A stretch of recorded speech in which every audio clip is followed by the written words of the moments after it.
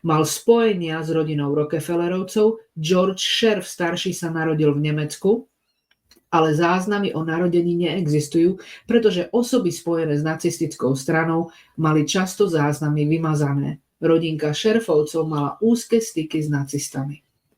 A ak by ste potrebovali ešte viac dôkazov, že nacisti druhú svetovú vojnu neprehrali, iba sa rozliezli po svete a ovládli dôležité vojensko-politické pozície, tak spomeniem len 4 mená. Poprosím obrázok. Na obrázku máte Wernera von Brauna, ktorého vám nemusím predstavovať, riaditeľa NASI, nacista samozrejme. Walter Hallstein, ktorý sa neskôr stal šéfom Európskej komisie.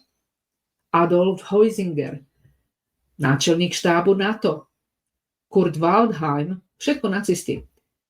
Generálny tajomník OSN. Oni jednoducho prezliekli kabát. Nacisti stále ešte doteraz sú na významných pozíciách po celom svete.